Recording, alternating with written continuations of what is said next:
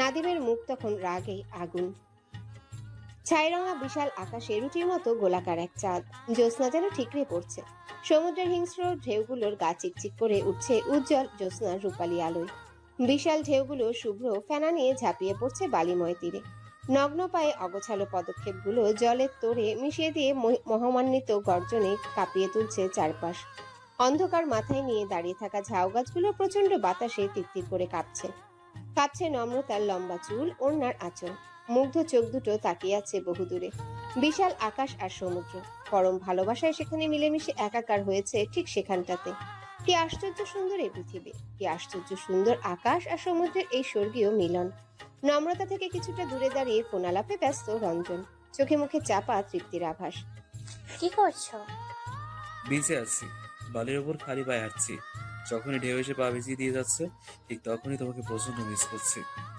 ওপাশ থেকে নারী কণ্ঠী অভিমানী কণ্ঠে বলল, চাপা মিস করছো না ছাই? আরে সিরিয়াসলি খুব মিস করছি। এই মুহূর্তে তোমাকে দেখতে ইচ্ছে করছে। তুমি জানো, তোমার রঞ্জন মিথ্যে বলে না। ওপাশের কণ্ঠস্বরটা এবার খানিকটা নরম হলো। আবেগী কণ্ঠে বলল, আমিও। রঞ্জন মন খারাপ ভাব নিয়ে বলল, তোমাকে বললাম সাথে এসো, রাজি হলে না, কি হতে গেলে? ওপাশ থেকে মৃদু হাসির শব্দ পাওয়া গেল। মিষ্টি কণ্ঠে বলল, বন্ধুরা মিলে ট্যুরে গিয়েছো, সেখানে গার্লফ্রেন্ডের কি কাজ? সবারই একটা পার্সোনাল স্পেস দরকার। আমি তোমায় ভালোবাসি বলে যে তোমাকে সব সময় আমার মাঝেই সীমাবদ্ধ রাখবো তা ঠিক নয়। আমার বাইরেও তোমার একটা জগৎ আছে, বন্ধু মহল আছে। আমার সাথে কাটানোর সময়গুলোতে যেমন তুমি শুধু আমার থাকো, আমাকেই ভাবো, তেমনি ফ্রেন্ডদের সাথে সময় কাটানোর সময় শুধু এই তুমিটা শুধু ওদের হয়েই থাকা উচিত। আমি সাথে থাকলে তুমি কাকে রেখে কাকে সময় দিতে? রঞ্জন হাসলো। চাঁদের আলোয় ফর্সা মুখটা জলজল করে উঠল। মুগ্ধ কণ্ঠে বলল, তুমি এখন সামনে থাকলে ঝাঁপিয়ে পড়ে চুমু খেতাম তোমার গালে। এই জন্যই তোমাকে এত ভালোবাসি পূজা। পরিস্থিতিগুলোকে এত ভালোভাবে বোঝো কিভাবে বলো তো? পূজা লাজুক হেসে বলল, কই বুঝি? তুমি আমায় যতটা বুঝো ততটা তো বুঝে উঠতে পারি না। আচ্ছা, তোমার বন্ধুরা নেই পাশে? আরে না, সব কটা নাক ঢেকে ঘুমাচ্ছে। বেঁচে শুধু আমি আর নমো। ও নাকি ঘরে দম বন্ধ হয়ে আসছিল, দম আটকে আসছিল। এটা ঠিকঠাক ঘুমায় বলেও মনে হয় না আমার। কতটা পাগল হলে কিছু চিঠিকে পুঁজি করে বছরের পর বছর অপেক্ষা করা যায় ভাবো। পূজা দুঃখী কণ্ঠে বলল, ওর ডায়েরিটার জন্য খুব খারাপ লাগছে আমার। সেদিন সব শোনার পর কি মনে হয়েছিল জানো? কি? আমার কাছে ম্যাজিক থাকলে চোখের পলকে ডায়েরিটাকে নদী থেকে তুলে হাতে ধরিয়ে দিতাম, তার খুব খুশি হতো না? রঞ্জন শব্দ করে হেসে উঠল। আদুরে কণ্ঠে বলল, পাগলি। আচ্ছা, ওই লোকটাকে কি কোনোভাবে খুঁজে পাওয়া যায় না? আমি কালই পুজো দেব, প্রার্থনা করব নম্রতা যেন খুব শীঘ্রই তার পত্র প্রেমিককে পেয়ে যায়। ভগবান আমার কথা না রেখে পারবেই না। এ তো শুরু হলো তোমার অন্ধবিশ্বাস। আচ্ছা, তুমি কি নাস্তিক? নাস্তিক কেন হবো? তাহলে সব সময় ধর্মের কথায় নাক সিটকাও কেন? নিজেও তো মন্দিরে যেতে দেখলাম না। নাস্তিক না হলেই তোমাদের মন্দিরে গিয়ে মাথা ঠুকতে হবে? হ্যাঁ, কি আশ্চর্য। শোনো, আমি সৃষ্টিকর্তায় বিশ্বাস করি। আমি বিশ্বাস করি একজন আছেন যিনি আমায় এই পুরো পৃথিবীকে, পুরো সৃষ্টি জগৎকে সৃষ্টি করেছেন। কিন্তু পূজা অধৈর্য হয়ে বলল, হয়েছে, আপনার এই যুক্তি বহুত শুনেছি, একদম মুখস্থ হয়ে গিয়েছে, কিন্তু দয়া করে আমার বাবার সামনে এসব কথা বলো না। আমার বাবা কিন্তু গোঁড়া হিন্দু। তোমার এসব কথায় যেতে যেতে 2 মিনিটও লাগবে না। রঞ্জন প্রতি উত্তরে কিছু বলতে গিয়েও থেমে গেল।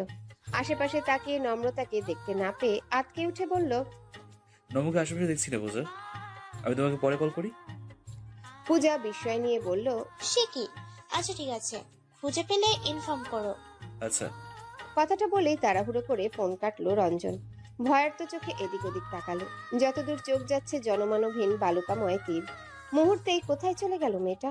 সমুদ্র তীর ধরে হাঁটতে হাঁটতে কতদূর পৌঁছে গিয়েছে নিজেও জানে না নম্রতা। শুধু জানে সমুদ্র তাকে টানছে। অদ্ভুত সুন্দরী জলরাশি জ্যোৎস্না স্নান করতে করতে নিবিড়ভাবে হাতছানি দিচ্ছে তাকে। পরনে লাল ওড়নার লম্বা চুলগুলো উচ্ছল কিশোরীর মতো লাফালাফি করছে। শরীর থেকে ছিটকে হাওয়ায় হাওয়ায় মাতোয়ারা হতে চাইছে। নম্রতা সমুদ্রের পানিতে পা ভিজিয়ে দাঁড়িয়ে রইল। কিছুক্ষণ উদাসী দৃষ্টিতে তাকিয়ে থেকে বেশ কয়েক পা এগিয়ে গিয়ে হাঁটু ছুঁয়ে ছুঁয়ে পানিতে গিয়ে দাঁড়ালো। সমুদ্রের শীতল বাতাস জাপটে পড়ছে নম্রতার গায়ে। নম্রতা চোখ বুঝল, বুক ভরে শ্বাস টেনে নিয়ে দুপাশে দুহাত প্রসারিত করলো। নম্রতার মোমের মতো ফর্সা মুখটা চাঁদের আলোয় ঝলক দিয়ে উঠল। নম্রতার হঠাৎ করেই মনে হলো সে উঠছে। বাতাস, চুল, ওড়নার আঁচলের সাথে তার হালকা পাতলা শরীরটাও যেন ভাসছে। চারিপাশে সমুদ্ররাজ ভয়ানক গর্জন তুলে হাসছে। নম্রতার চোখের পাতায় ভেসে উঠল সেই আশ্চর্য সুন্দর দিনটি। নম্রতাকে প্রেম নিবেদন করার পরপরই শুরু হয়েছিল তাদের সুখময় প্রেম। কি সুন্দর ছিল সেই দিনগুলো। নম্রতা একবার খুব আবেগ নিয়ে লিখেছিল, এই শোনো, আমরা একটা ঘর বাঁধবো, ছোট্ট একটা ঘর। চরের বনের চাল থাকবে, আধ ভাঙা দেয়াল থাকবে। ভাঙা দেয়ালের ভাগ গেলে এক পশলা জ্যোৎস্না আসবে। ছোট্ট ঘরের এক কোণায় পুরনো এক লণ্ঠন থাকবে, হাতের তৈরি শিখা থাকবে, সেগুলোতে হরেক রকম রং থাকবে। আর শোনো, পোষা একটা টিয়া থাকবে। আমাদের এই ছোট্ট ঘরে তারও ছোট্ট ঘর থাকবে। তুমি প্রতিদিন গঞ্জে যাবে, আমার জন্য মুঠো ভরা লাল ফিতে আর আলতা আনবে। চাঁদের আলোয় গা ভিজিয়ে নদীর পানি ঝলমলাবে, সেই আলোতে মত্ত হয়ে আমার পায়ে আলতা আঁকবে। বৃষ্টি ভেজা রাতগুলোতে তোমার বুকে সিটিয়ে রাখবে। আর শোনো, যখন ছোট্ট ঘরের পাঁচিল বেয়ে ঝড় ছড়িয়ে জল গড়াবে, আমরা তখন ছোট্ট পাত্রে মিষ্টি সেই জল কুড়াবো। আমাদের আধ ভাঙা এক চৌকি থাকবে, নড়তে নড়তে আনন্দে সে খিলখিলাবে। শক্ত একটা তোষক আর শিমুল তুলোর বালিশ থাকবে, সেই বালিশে মাথা রেখে তুমি আমার মন ভুলাবে। ছোট্ট ছোট্ট হাঁড়ি পাতিল আর ছোট্ট কিছু সাবান থাকবে। ছনের বেড়ায় গুজে রাখা ছোট্ট একটা আরশি থাকবে।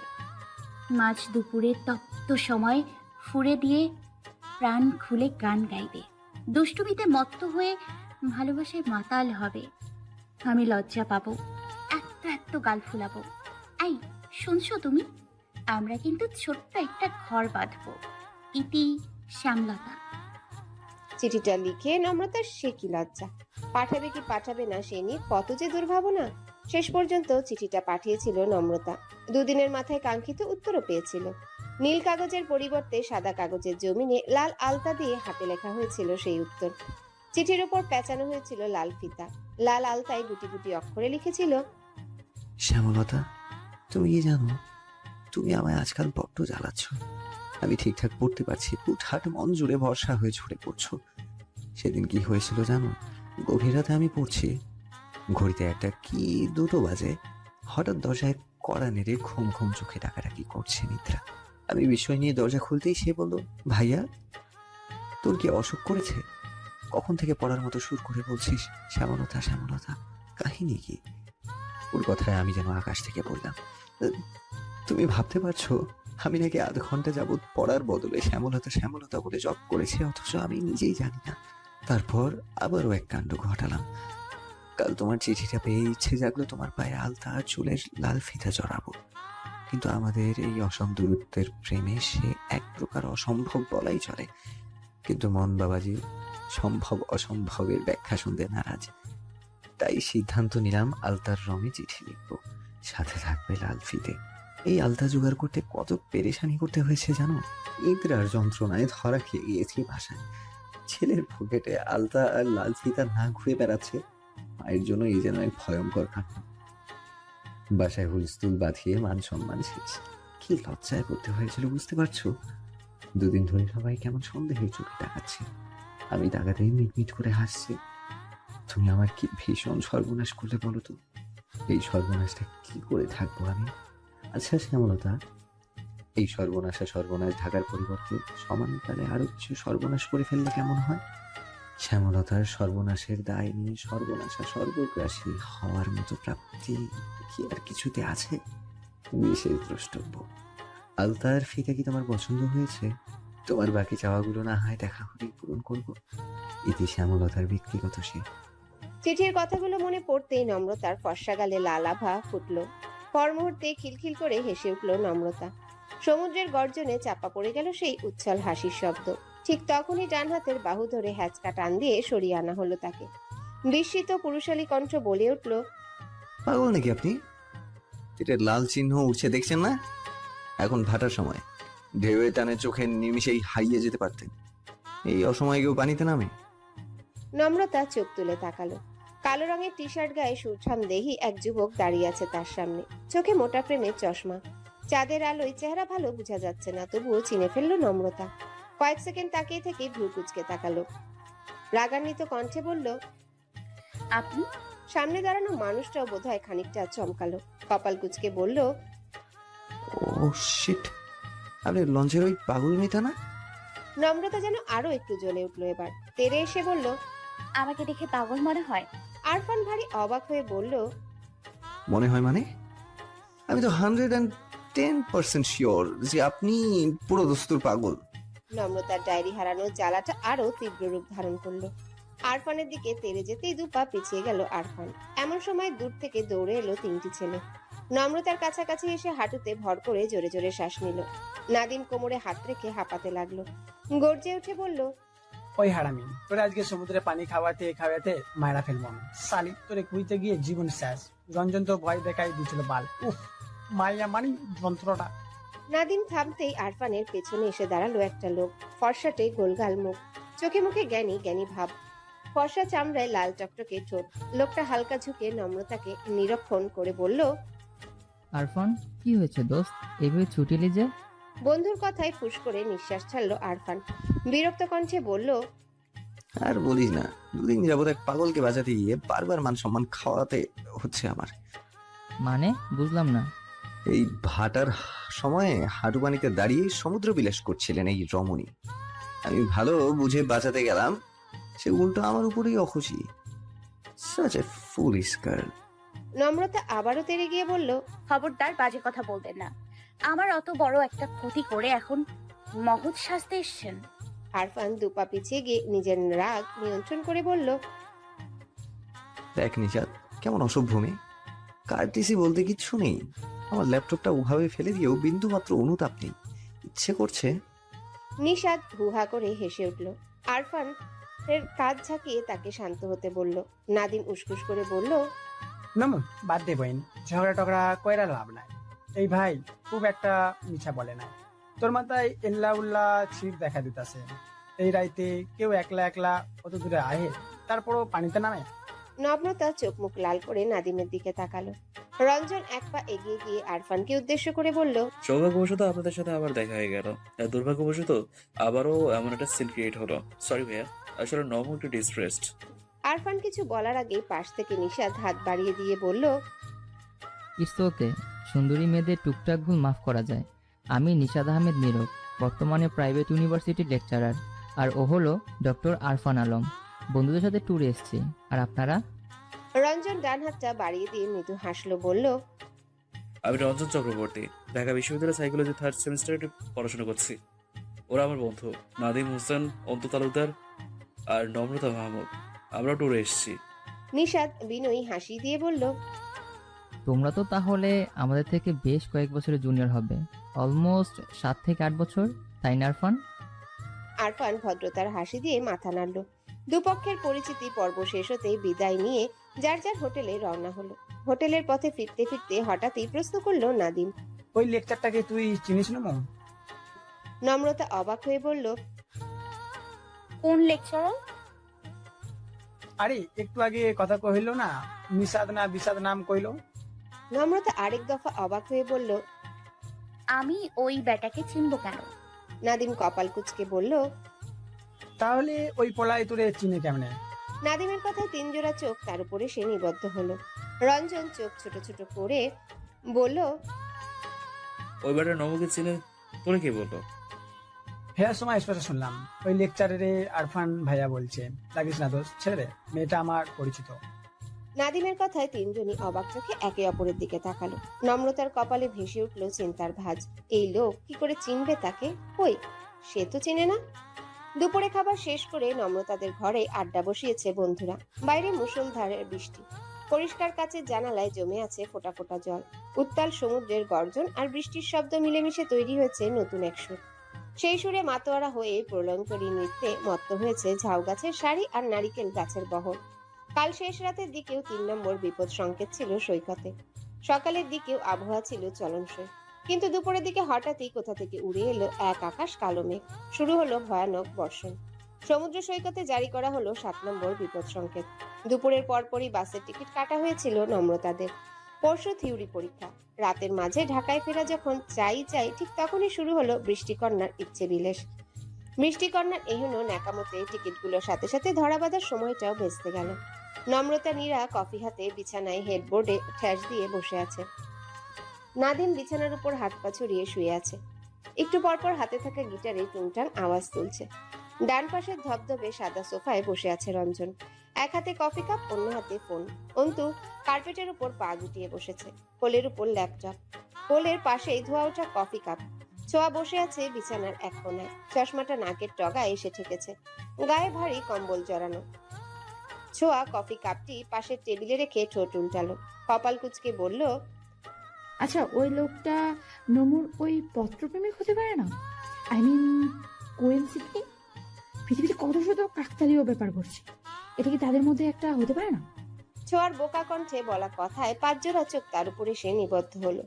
প্রতি জোড়া চোখ পলকহীন তাকিয়ে আছে তার চেহারায়। ছোঁয়া অস্বস্তিতে পড়ে গেল।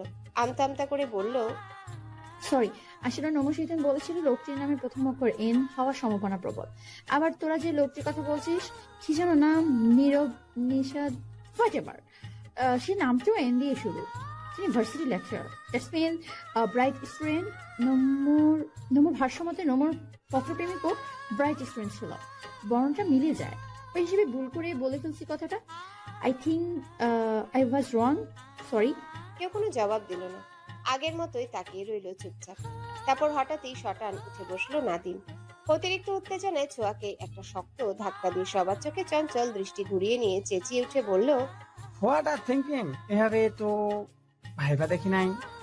ছোঁয়া উল্টে পড়তে পড়তে সামনে নিল। নাদিমের দিকে রক্তচক্ষু দৃষ্টি নিক্ষেপ করে বিছানা থেকে সরে সোফায় গিয়ে বসলো। রঞ্জন নম্রতার দিকে দৃষ্টি ফিরিয়ে ভ্রু নাচালো। কৌতুক মাখা কণ্ঠে বলল, কিরে, হতে পারে নাকি এমন কোইন্সিডেন্স? কাল তো কাছাকাছি দাঁড়িয়েছিল, ফিল্ডির পাশে কিছু। নম্রতা বিরক্ত কণ্ঠে বলল, এটা কি কোনো সিনেমা নাকি যে পাশে দাঁড়ালেই লাইলির মতো ফিল টিল চলে আসবে? আমি তাকে কখনোই দেখিনি, পাশে দাঁড়াইনি, কাছে যাইনি। তার বাহ্যিক কিছু জানা নেই আমার। জানার মধ্যে জানি শুধু মন। তার মন পড়া ব্যতীত অন্য কিছু জানার সুযোগই হয়ে ওঠেনি কখনো। নাদিম মাত্রাতিরিক্ত বিরক্ত হয়ে বলল, ছাতার মাথা প্রেমে করো তোমরা। এই যুগে এসে এমন রঙ্গিলা প্রেম কাহিনী দ্বিতীয়টি দেখার সৌভাগ্য কারো হয়েছে বলে আমার মনে হয় না। নম্রতা প্রত্যুত্তরে কিছু বলল না। উদাস দৃষ্টিতে তাকিয়ে রইল জানালার বাইরের দিকটা। সাদা সাদা বৃষ্টির ফোঁটায় ঝাপসা হয়ে এসেছে প্রকৃতি।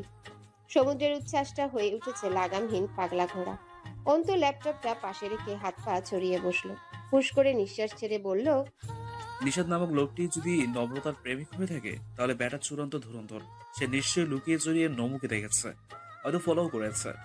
নীরা কপাল কুঁচকে বলল, লোকটা যদি নমুকে দেখেই থাকে, তাহলে এই 3-4 বছরে যোগাযোগ করার চেষ্টা করলো না কেন? স্ট্রেঞ্জ। নাদিম আবারও বিছানায় হাত পা মেলে শুয়ে পড়ল। গিটারে একটা বিরোহী টুন বাজিয়ে নিয়ে বলল, সবচেয়ে বড় কথা, এই দুইটা আবালের ব্রেকআপ কেমনে হইলো? ওই বলো, তোগো ব্রেকআপ কেমনে হইলো রে? ব্রেকআপ হয়নি।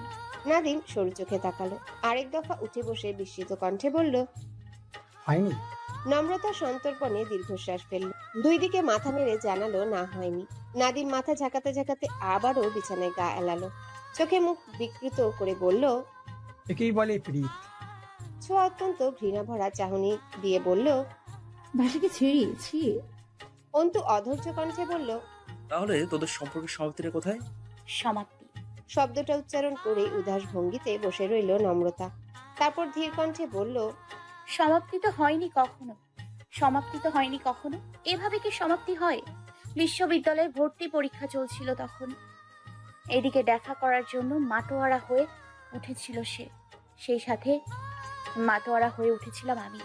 আমাদের দেখা হবে, কথা হবে, সম্পর্কটা নতুন এক রূপ পাবে, এসব আলোচনায় চলছিল সপ্তাহের পর সপ্তাহ। দুজনেই দুজনের জন্য বিরাট এক সারপ্রাইজ হিসেবে অপেক্ষা করছিলাম। সিদ্ধান্ত হয়েছিল ঢাবিতে ভর্তি পরীক্ষা শেষ হলে দেখা করার দিন তারিখ ঠিক করব আমরা। রবীন্দ্র সরোবরেই দেখা হবে আমাদের। আমার পরনে থাকবে লাল পেরে সাদা শাড়ি আর ওর গায়ে নীল পাঞ্জাবি। হাতে থাকবে বেলি ফুলের মালা। সেই মালা নিজ হাতে বানাবে সে, নিজ হাতেই পরিয়ে দেবে আমার খোপায়। খুশিতে আত্মহারা আমরা অপেক্ষার প্রহর গুনছিলাম। কবে ভর্তি পরীক্ষা শেষ হবে, কবে? একসময় ভর্তি পরীক্ষা শেষ হলো, আমি তাকে চিঠি দিলাম, কিন্তু চিঠির জবাব এলো না। একদিন দুদিন করে সপ্তাহ পেরোলো, মাস পেরোলো, আজ 3টা বছর পেরিয়ে গেল, চিঠির জবাব এলো না। এটুকু বলেই থেমে গেল। হ্যালো বন্ধুরা, পরবর্তী পার্ট খুব তাড়াতাড়ি আসবে, তো সবাই অপেক্ষায় থাকো। আর চ্যানেলটি যারা এখনো সাবস্ক্রাইব করোনি তারা পরবর্তী পার্ট দেখার জন্য চ্যানেলটি সাবস্ক্রাইব করে রেখো। ধন্যবাদ সবাইকে, আমাদের সাথেই থেকো।